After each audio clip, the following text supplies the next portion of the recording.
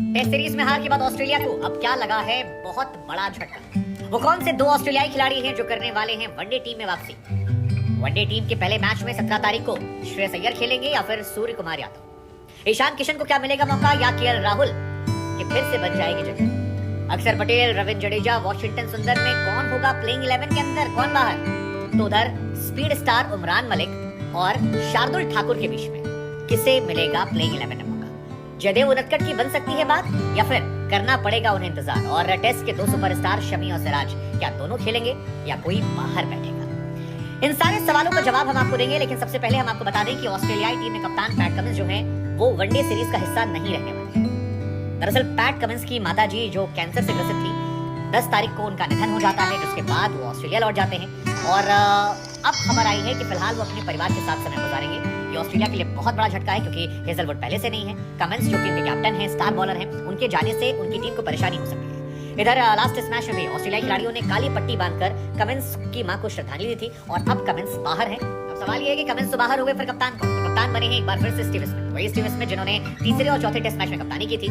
एक test match जिताया था और उनकी कप्तानी की चर्चे चारों तरफ हुए थे। लेकिन अब खबर आ रही है कि स्मिथ को तीनों वनडे मैच के लिए कप्तान बनाया गया है और 17 तारीख से जो पहला वनडे मैच शुरू हो रहा है उसमें स्मिथ कप्तान है। हम आपको वैसे बता दें कि स्मिथ ऑस्ट्रेलिया के पहले कप्तान थे, लेकिन फिर बॉल टैंपरिंग वाला इशू आया, उन्हें बाहर कर दिया गया। एक साल के लिए फिर लौटे, फिर कप्तानी नहीं मिली, उसके बाद अलग अलग कप्तान रहे, लेकिन फिलहाल कप्तानी उन्हें यहाँ मिल गई है। और इससे पहले स्मिथ ने 51 मैचों में कप्तानी की है, जिसमें 25 मैच जीते हैं, 23 मैचों की कप्तानी में ऑस्ट्रेलिया हारी है और 3 मैचों के नतीजे नहीं थे। हालांकि वो दौर था जब ऑस्ट्रेलिया काफी वीक हो गई थी। लेकिन इस बार के ऑस्ट्रेलिया में दमखम है, तो दमखम की जहां तक बात है तो डेविड वार्नर की वापसी जो है वो करवा दी गई है। टेस्ट मैच में वो बाहर हुए थे, ऑस्ट्रेलिया गए एस्टन नेगर के साथ, लेकिन अब वो वापस लौटा है। लेकिन दो खिलाड़ी जो बड़े लौटे हैं वो हैं मिचेल मार्श, आपको याद होगा वर्ल्ड कप में क्या शानदार बल्लेबाजी की थी उन्होंने, अच्छे ऑलराउंडर हैं। और दूसरा नाम है ग्लेन मैक्सवेल का। मैक्सवेल जो वॉशरूम में स्लिप कर गए थे, उसके बाद से बाहर चल रहे थे, फिर प्रैक्टिस मैच खेलने आए, वहां भी चोटें हो गए। अब आईपीएल के पहले वो एक बार फिर फिट हैं और ऑस्ट्रेलिया टीम को सर्विस देने वाले हैं। लेकिन अच्छे खिलाड़ियों की बात की जाए तो Labuschagne, Smith, Matthew, Travis head, इसके अलावा बस यही 4-5 बड़े खिलाड़ी हैं जो ऑस्ट्रेलिया के दमखम रखते हैं ग्रीन के साथ साथ।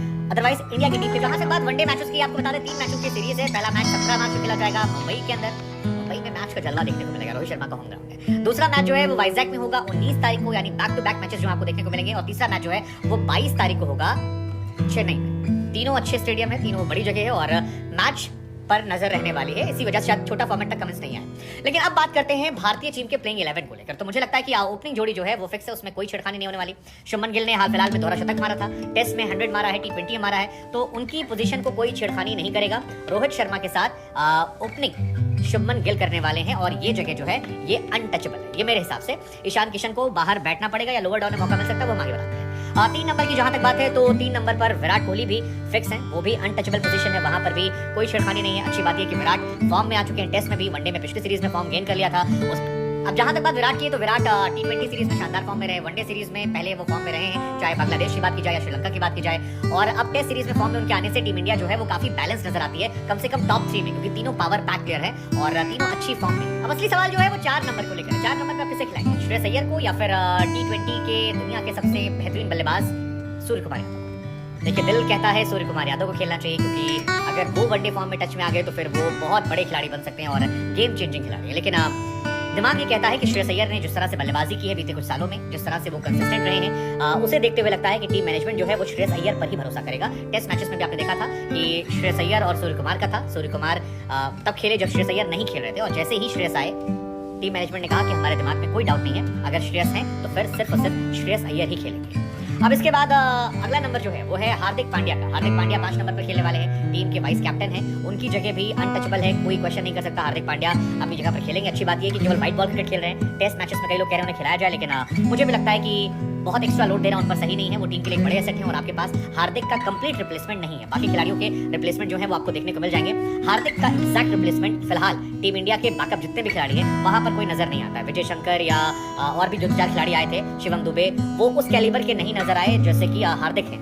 कोई है तो आप मेंशन जरूर कीजिए। अब सवाल है कि 6 नंबर पर कौन? 6 नंबर पर केएल राहुल और कौन? कोई ऑप्शन देखता है आपको? मतलब ईशान किशन हो सकते हैं, लेकिन मुझे लगता नहीं ईशान किशन को रखा जाएगा।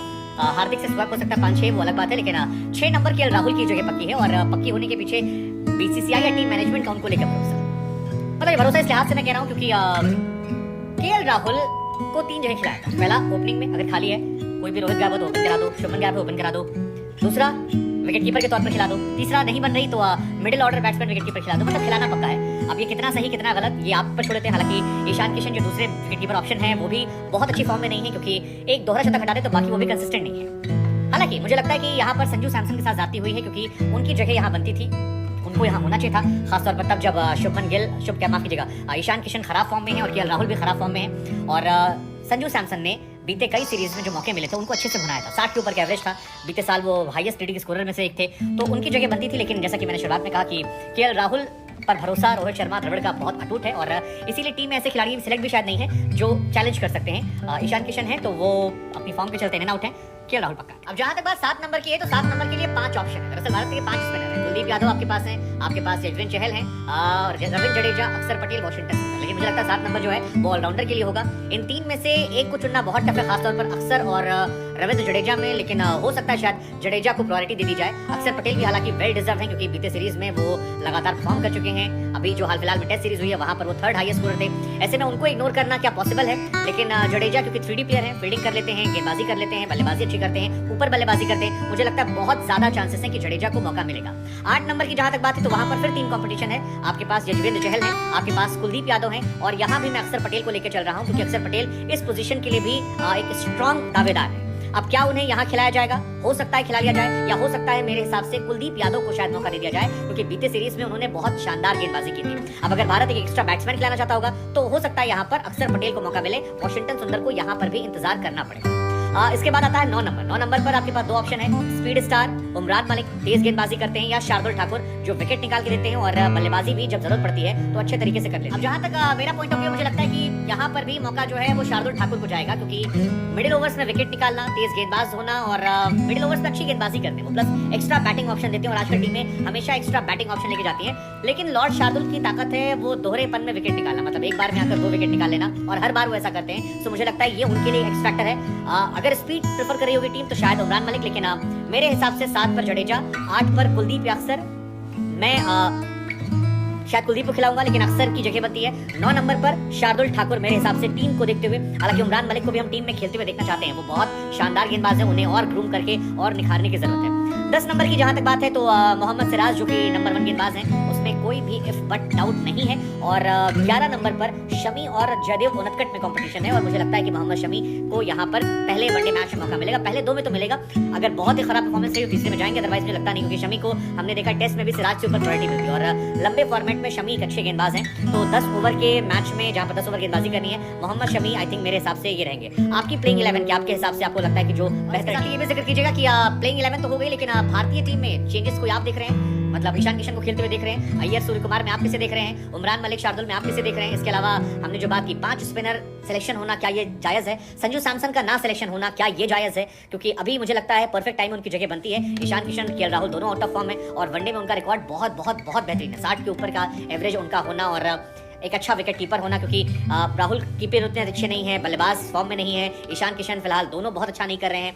ऐसे में संजू सैमसन के लिए एक परफेक्ट मौका था अगर ऑस्ट्रेलिया के खिलाफ टीम सिलेक्शन में रखा था, लेकिन अनफॉर्चुनेट है कि वो इस टीम का हिस्सा नहीं है, और वनडे की संभावित प्लेइंग 15 में भी मुझे नहीं लग रहा कि बीसीसीआई के दिमाग में या टीम मैनेजमेंट के दिमाग में वो कहीं नजर आ रहे हैं। बाकी बुमराह क्या ना आना, क्या आपको लगता है कि बड़ा इंपैक्ट डालेगा? क्योंकि बहुत कम चांसेस हैं कि वर्ल्ड कप में भी वो खेल पाएंगे। तो ये मेरी प्लेइंग 11 थी।